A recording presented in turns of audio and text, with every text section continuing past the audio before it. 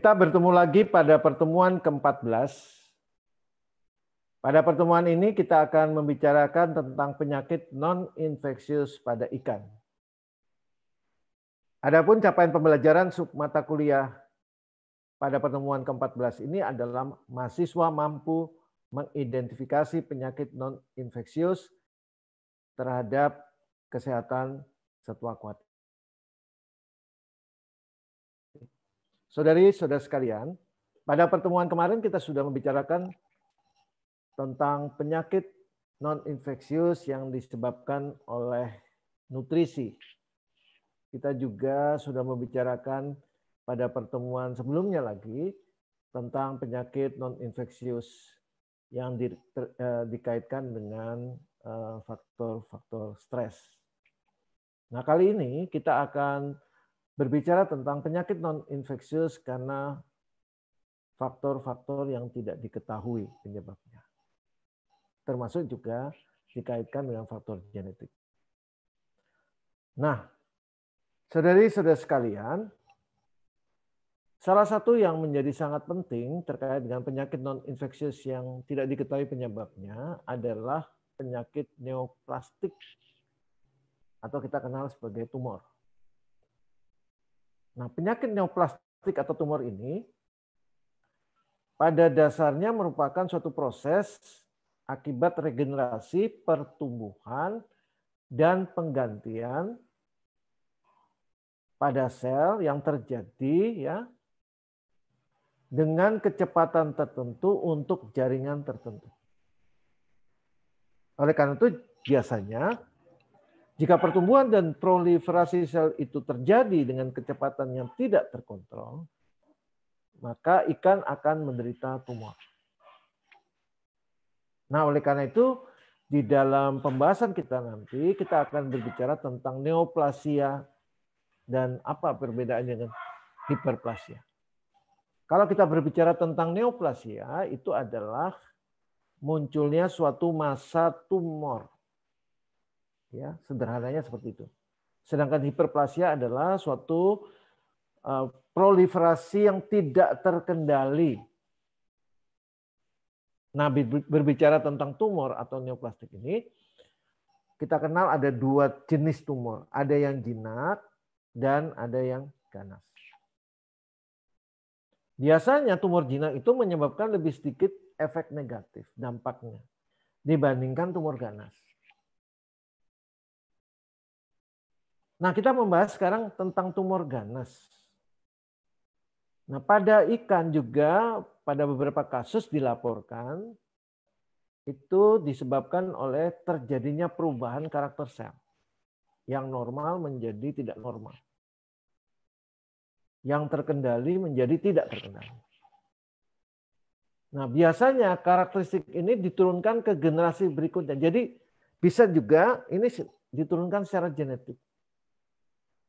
Nah, pada beberapa kasus tumor ganas ini menjadi berdampak karena dia mampu menyebar secara cepat melalui suatu sistem peredaran darah, getah bening, ya, sehingga organ-organ lain juga bisa berdampak.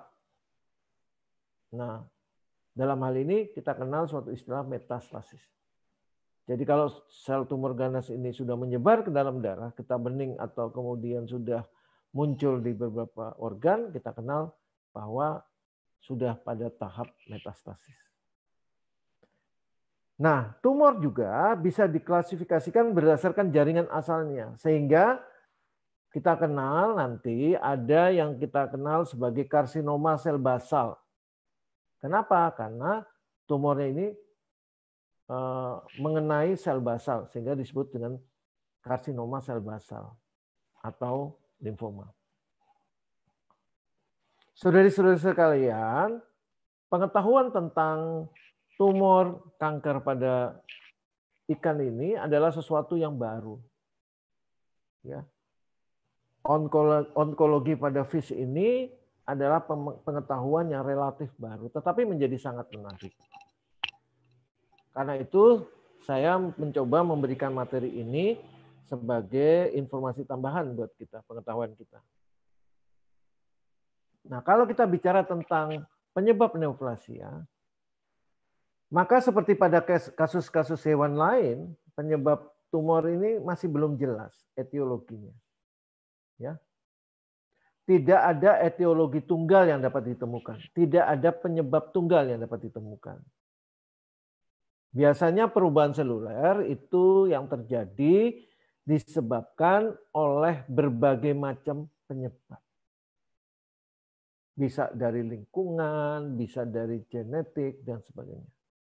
Oleh karena itu biasanya faktor-faktor yang mempengaruhi terjadinya neoplasia ini adalah dikaitkan dengan usia, keturunan atau genetik, faktor imunologi, adanya karsinogen, dan juga bisa disebabkan oleh virus onkogen. Nah, terkait dengan umur dan kerentanan ikan mungkin tidak benar karena ikan terus tumbuh. Begitu. Ada beberapa yang mencoba menyampaikan seperti ini. Nah, secara genetik yang bisa dilaporkan dan pernah terjadi adalah karsinoma tiroid pada ikan trout. Ini pernah dipublikasikan. Nah, oleh karena itu penyebab neoplasia, kalau kita lihat secara umum ada 4 hal yang harus kita perhatikan. Pertama, keturunan. Ya, karena beberapa spesies itu lebih rentan terhadap aflatoksin. Ya, nanti kita bicarakan tentang aflatoksin. Kemudian adanya karsinogenik, ya, bahan-bahan karsinogenik. Biasanya ini banyak kita temukan di daerah industri, ya, di mana limbah polusinya mengandung bahan-bahan karsinogenik, senyawa-senyawa kimia karsinogenik. Nah, ini sangat berbahaya karena bisa menimbulkan neoplasia pada gonad maupun tumor pada hati. Nah, demikian juga dampak dari klorinasi. Ya, hati-hati. Klorinasi yang sering dilakukan di dalam air gitu ya. Itu juga bisa menimbulkan neuroblastoma. Ya, ini terkait dengan saraf ya. Nah, efek usia telah ditunjukkan dari segi polutan air bahkan embrio. Ya, ini juga perlu diwaspadai. Nah, tumor ganas pada ikan, neoplasma ini telah ditemukan di hampir semua organ dan jenis sel ikan pernah dilaporkan. Nah, dalam kasus ini efeknya cukup rendah dibandingkan dengan populasi begitu. Nah, tumor ganas utama pada ikan itu adalah hepatoma atau karsinoma sel hati. Nah, pertama kali dilaporkan di rainbow trout pada tahun 1933, ya, kasus ini pernah dilaporkan. Nah, salah satu penyebab yang diduga adalah penggunaan atau pemberian tepung biji kapas yang telah busuk. Diduga di sana tumbuh jamur Aspergillus flavus. Ya, jadi hati-hati dengan Aspergillus flavus. Kenapa? Karena jamur Aspergillus flavus ini kalau tumbuh di pakan yang mengandung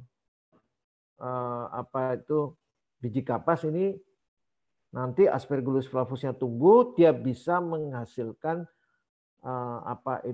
racun yang mengakibatkan tumor ganas, ya itu.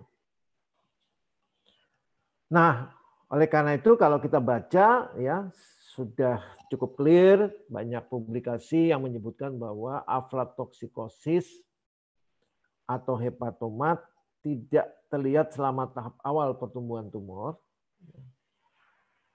tetapi bisa mengakibatkan pembesaran hati pada ikan, ya, dia terjadi dan ikan menjadi, kalau ini betul-betul terjadi, ikan menjadi kurus. Ya. Saat penyakit karsinoma sel hati ini, aflatoksikosis ini terjadi, ya, itu nodul hati mulai tumbuh banyak, ya, bahkan berkembang pesat dengan organ lain.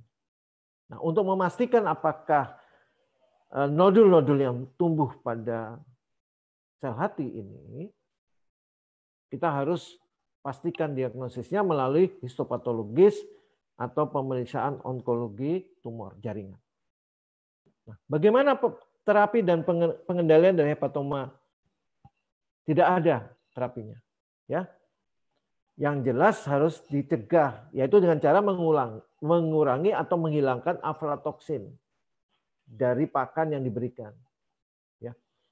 Biasanya untuk mengatasi persoalan tumbuhnya Aspergillus flavus yang tumbuh di pakan yang mau kita berikan pada ikan, maka kita biasa juga bisa menambahkan asam propionat atau juga ditambahkan amonia. Untuk apa? Untuk memusnahkan, menghambat pertumbuhan Aspergillus flavus. Nah, karena tidak ada terapi, maka prognosisnya biasanya morbiditasnya bisa mencapai 70%.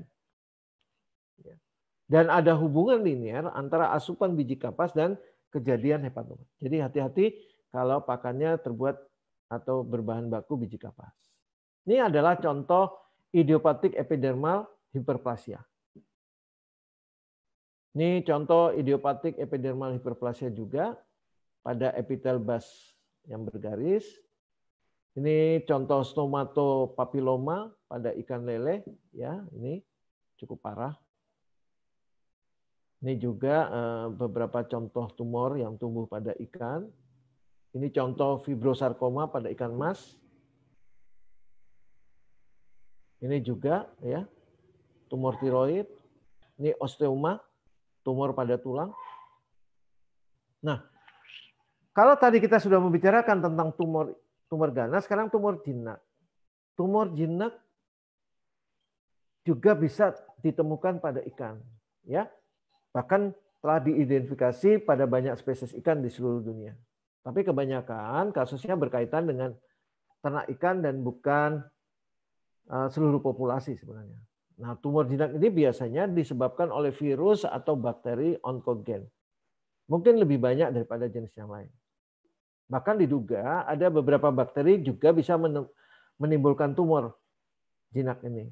Salah satunya adalah Mycobacterium fortuitum yang merangsang produksi massa mirip tumor di ginjal hati, ya, ataupun limpa. Nah, agen lain juga diduga bisa menimbulkan tumor jinak ini, ya, seperti parasit Copepoda, ini bisa menimbulkan fibroma, ya, ini. Demikian saya rasa topik kita yang ke-14 dan merupakan topik yang terakhir yang tadi kita sudah bicarakan. Topik ke-14 ini kalau boleh kita rangkum bahwa pada satwa akuatik khususnya ikan juga kita temukan kasus-kasus neoplasia, ya, tumor baik yang jinak maupun yang ganas. Ya. Dan tadi kita juga jelaskan salah satu penyebabnya tumor ini salah satu, ya. Tapi tentu kita harus pastikan dengan pemeriksaan klinis gitu. Penyebabnya adalah Aspergillus flavus. Serasa demikian pertemuan kita 14. Saya ingatkan kembali, kita juga menyediakan pretest dan posttest. Silakan dikerjakan, ya. Setelah itu nanti Anda bisa mengetahui bagaimana tingkat pemahaman Anda.